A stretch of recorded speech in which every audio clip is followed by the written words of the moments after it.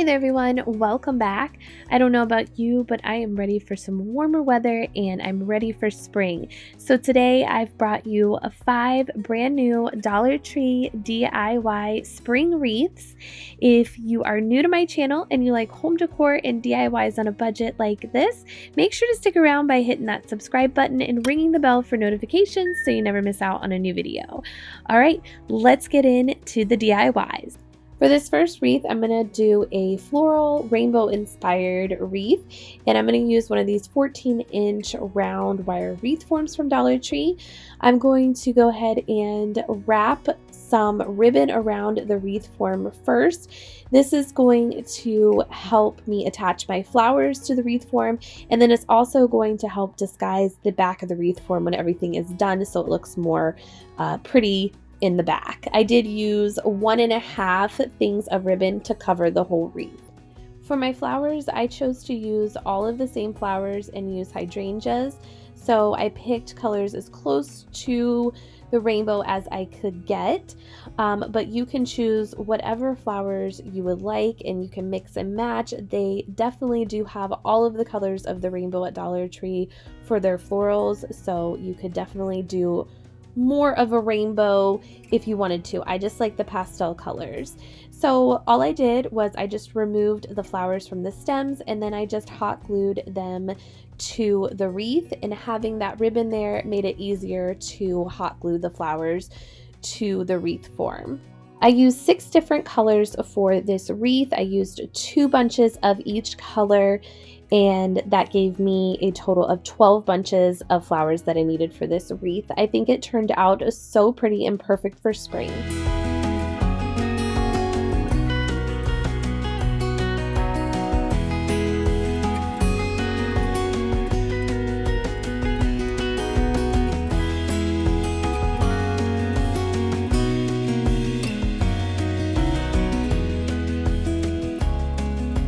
This next wreath, I'm going to use these little wooden birdhouses from Dollar Tree.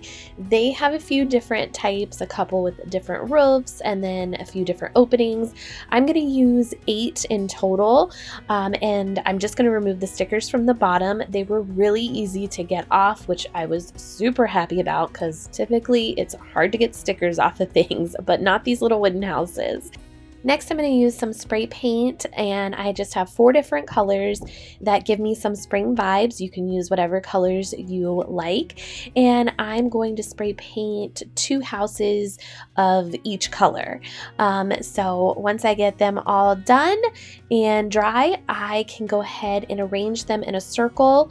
So I'm going to arrange them in a circle where the bottoms of the houses touch, so that way I can glue them together. I'm just going to use hot glue to glue mine together. Obviously, using E6000 or wood glue would give you a stronger hold, and also if this is going to be in the sun, you might want to use either of those glues so it won't melt.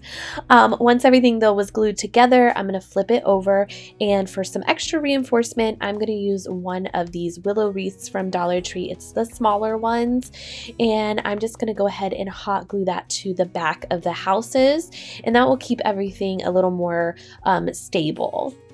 So after I got the birdhouses all down, I flipped the wreath over and I was not liking what I saw. There was too many holes, so I decided to get some of these lavender floral picks from Dollar Tree.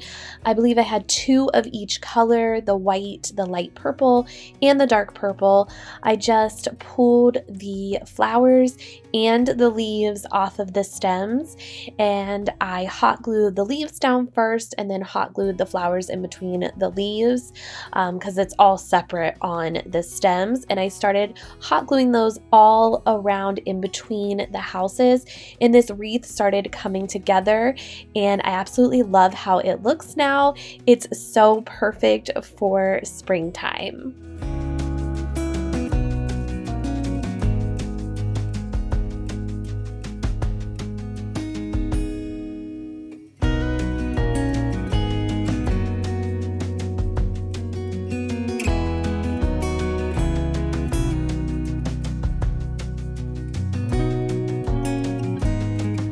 For this next wreath, I'm going to use the bicycle wreath form from Dollar Tree, and I'm going to use some of the lavender picks as well. I am going to use 8 in total lavender picks. I have 3 of the white, 3 of the light purple, and then 2 of the dark purple. And I'm going to start off by taking one of the picks, and I'm just going to form it kind of along the wheel there. And to add my picks to the form, I'm going to use this ribbon from Dollar Tree instead of floral wire, because honestly I didn't have any, so this actually worked out perfect. So I just started at the top there and wrapped my ribbon around the first one and hot glued it to secure it down, and then I just kept wrapping the ribbon and then adding my lavender picks as I worked my way around the wreath on one side. And then when I got to the bottom and I added my last lavender pick, I just kept wrapping the ribbon around the stems at the bottom there, so that way this kind of looked like a bouquet, kind of like a bridal bouquet in my opinion. And then you can see I'm going to add a sign there, so I just went as far as I could, or as far as I thought I needed to, and then I cut the rest of the stems off with wire cutters, but I didn't cut enough off, so I added a little bit more ribbon there at the end. And then I am going to add this cute little sign from Dollar Tree that says "Meet me at the garden." I'm just going to hot glue it down to the form and the flower bouquet, and then I took the rest of the ribbon I had left over from the spool and tied a little bow and added that to the bottom there in between the sign and the bouquet, and I love how this wreath turned out for spring.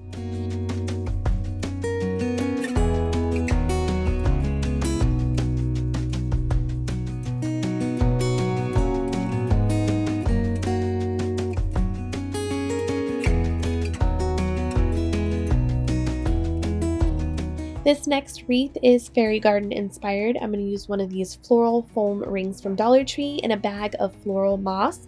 I'm just going to attach the floral moss to the wreath with some hot glue, and this is a very messy process, and the floral moss does shed, so make sure after you're done coating the wreath with the floral moss, give it a coat of clear sealer or some hairspray to keep it stuck down really well. To give it more of a fairy vibe, I guess, I'm going to use some twine and hot glue it to the back of the wreath and then wrap it around the wreath 2 times. And I don't know, I just think this gives it more of like an English garden fairy feel. And then I just used some of the fairy garden statues and figurines that you can get from the Dollar Tree. I hot glued one of the little house figurines to the bottom of the wreath, and then I hot glued a little gnome and another little piece to the side there, and then I just used a little bit of the extra moss I had lying around to fill in the gaps where it didn't completely touch the wreath. And then to add some more extra fairiness to this wreath, you have to add fairy lights. So I grabbed a pack of these from Dollar Tree. They're battery operated, and I just tucked it inside of the twine to begin with, and then I just started wrapping the lights around the wreath form. Once I got all the way around the wreath and back to where the little fairy house is, there is excess wire that doesn't have lights on it at the end of the string. So I just wrapped that up as best as I can. I looped it around like you can see here. And then you can use like a twist tie, but I used a little piece of twine because I didn't have a twist tie, and I just tied that around the loop in the middle of that wire there, and then I'm just gonna hot glue that down to the back of the wreath right underneath the house. I hot glued the battery pack to the back of the house, and this turned out to be a cute wreath.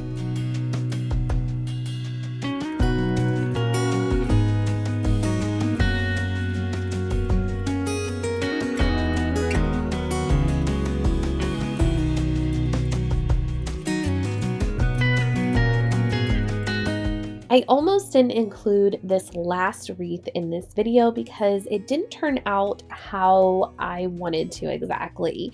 But I decided to go ahead and include it because, you know, not all DIYs are perfect and sometimes you need a little bit of help. And I thought maybe by me including this wreath in this video, it would give you guys a jumping off point and maybe you can figure out how to make it better because I know you guys are all crafty.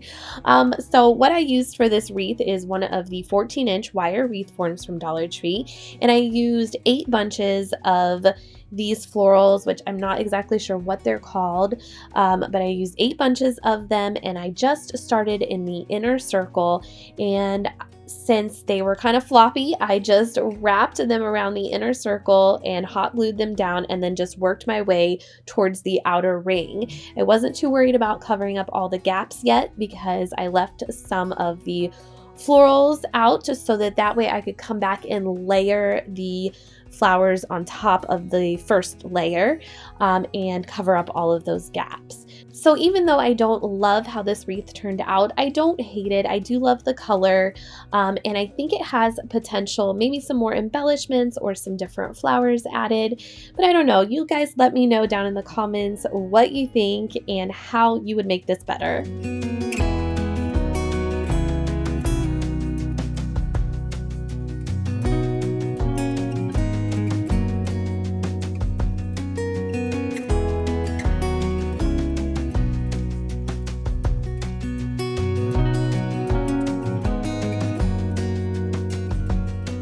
Thank you so much for watching today. I hope you enjoyed this video. Make sure to give it a thumbs up. Don't forget to follow me on Facebook and Instagram for more, and I'll see you guys in the next one. Take care. Bye-bye.